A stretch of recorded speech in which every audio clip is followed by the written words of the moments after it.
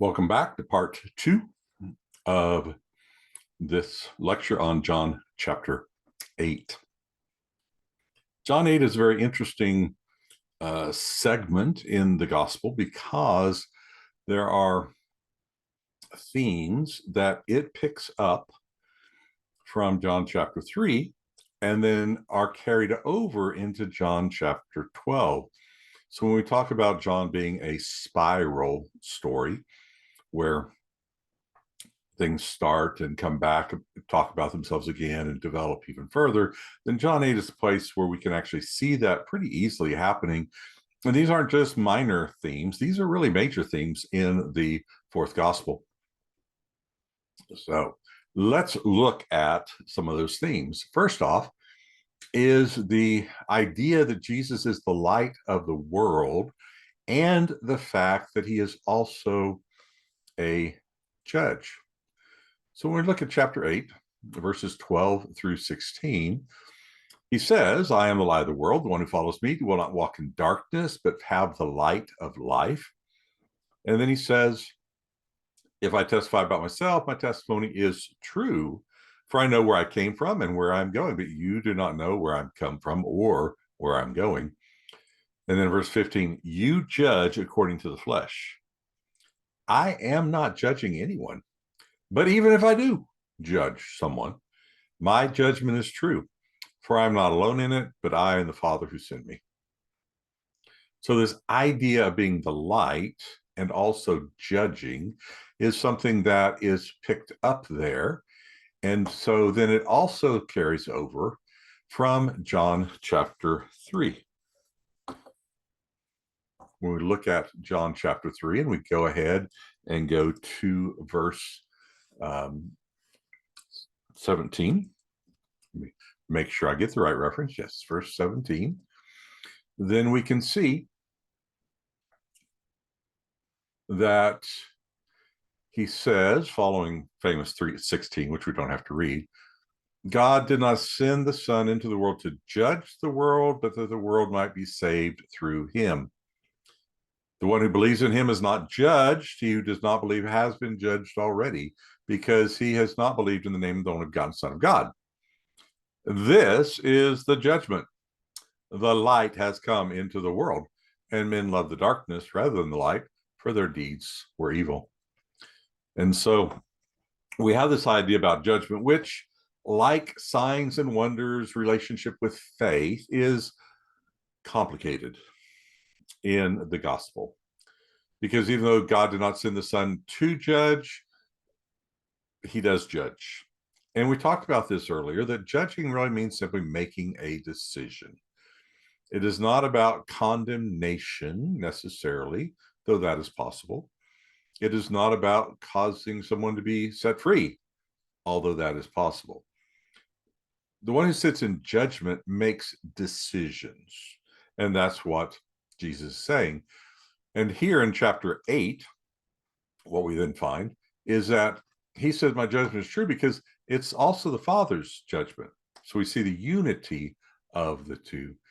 And then if we go on further into John 12, right, we go to verse 46 and 48 of John 12. Then we find at the end, as he is talking about these things, right,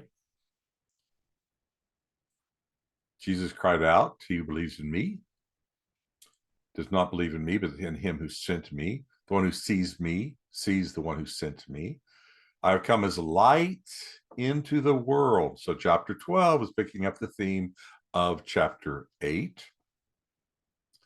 If anyone hears my sayings and does not keep them, I do not judge him, for I did not come to judge the world, but to save the world. In John 3, God did not send the Son into the world to judge the world, but that the world might be saved through him. And so we see the significance of these three sections, John 3, John 8, and John 12, with just this one theme of light and judging. But that's not the only theme. that is carried in both sections. As I mentioned, it talks about in John 8:28, right, that Jesus says to those who are talking to him, they're not specifically identified in verse 25. When you lift up the Son of Man, you'll know that I am he, which is also the I am the Son of Man, much like the reference to John 4. But I mentioned this is lifting up goes back to John chapter 3. In John chapter 3, right before 16, which we don't have to read, as Moses lifted up the serpent in the wilderness, even so must the Son of Man be lifted up. Why? Purpose statement or result. Take your pick. So whoever believes in him will have eternal life. So he has to be lifted up, and it is for life. In John 8, you will know that it is he is the Son of Man. It is identifying. But then again, we have that in John 12. We go into verse 32 through 34. Okay. This time, the crowd answers him. We have heard out of the law that the Christ is to remain forever. How then can you say the Son of Man must be lifted up? Who is this Son of Man? Well, in John 8, he's already said, when I'm lifted up, it's because I am he, the Son of Man. But now it's a different crowd. We're at a different time in the story. But you have this interesting passage. And then he says, you have the light for a little bit longer. You still have the light for a little bit longer. Believe in the light.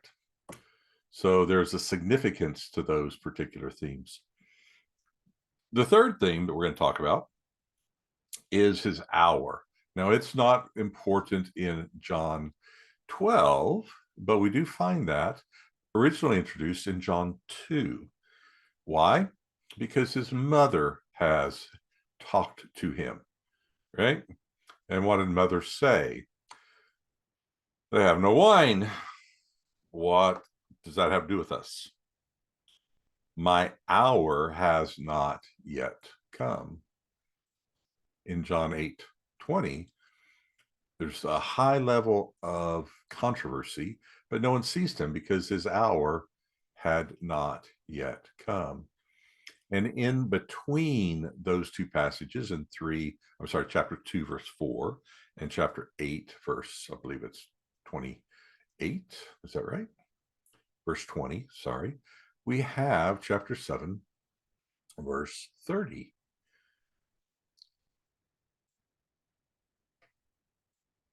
The narrator tells us they were seeking to seize Jesus, but no one laid his hand upon him because his hour had not yet come. So during this controversy, it's not yet his hour, and this is early in the feast. This is not the last great day. This is midway through the feast when he says, you know me and you know where I am from. I have not come myself. The one who sent me is true, the one you do not know. And so that theme really does build throughout this section. And so we have then in chapter 8, the idea of his hour. That's going to get picked up again in chapter 13 when his hour has come. So this theme's building through here. The question of where is Jesus going is often wonderfully asked. One time they think he's going to the Gentiles. This time they think he's going to, in their mind, Gehenna, not Sheol, because if he kills himself, he would not be going to Sheol, the place of pleasant rest, but to Gehenna, the place of unpleasant rest.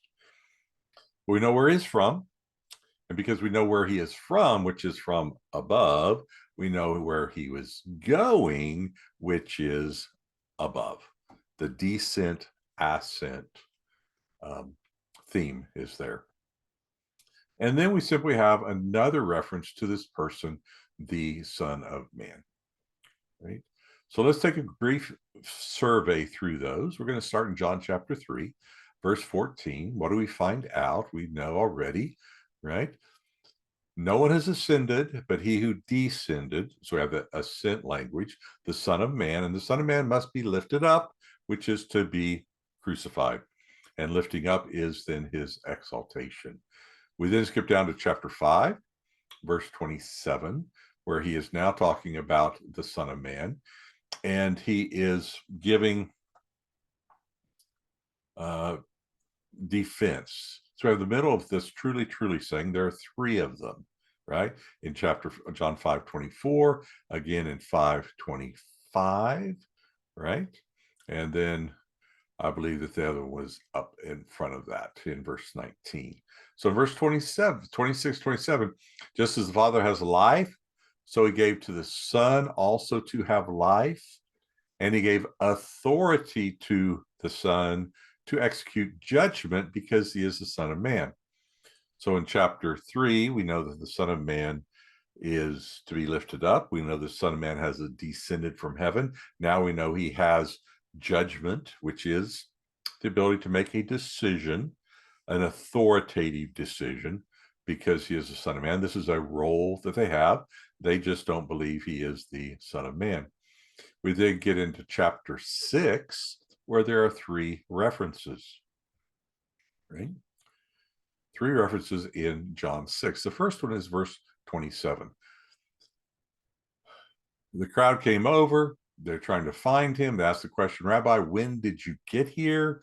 And Jesus has a truly, truly. You aren't looking for me because you saw a sign. That's not it. You just want to eat food. Do not work for the food which perishes, but for the food which endures to eternal life, which the Son of Man will give to you. So the Son of Man gives eternal life, right? Chapter 3, lifted up so those who believe in him can have eternal life. It's an important element. And then we've jumped down to verse 53, still part of this bread of life conversation. How can this man give his flesh to eat? Those Jewish people in Galilee, probably not the Pharisees, but others. Truly, truly, I say to you, unless you eat the flesh of the Son of Man, you have no life in yourselves. So once again, the Son of Man has life. And then in verse 62, what happens if you see the Son of Man ascending to where he was before? Will that benefit you? Right? The word is kind of hard. He says, well, what if I ascend? Would that matter? So we see once again that the Son of Man will ascend. Why? Because he is the one who has descended. So the language that John has to play is very, very similar. The Son of Man comes from above. The Son of Man has the ability to give life. The Son of Man has the ability to make judgment. And he is from above and he gives life. And you have to consume the Son of Man, not literally, but according to the rhetoric of John 6, you have to consume him by believing his words, right? For he is the bread of life, in order to have this eternal life. And so, challenges in chapter 8, certainly. We're not done. We're about ready to go to a sign and wonder. We're getting closer. We can recount them very briefly. Chapter 2, the water into wine. In chapter 4, at the end, we have the man whose son is healed. In chapter 5, right, this is the third one, he heals the man by the pool who has not walked for 38 years. In chapter 6, he feeds the multitude, and then he crosses over. And this now is the sixth sign, the blind man in Jerusalem. So pick up there in our next lecture as we talk about these particular ideas, and we'll look forward to the questions that come.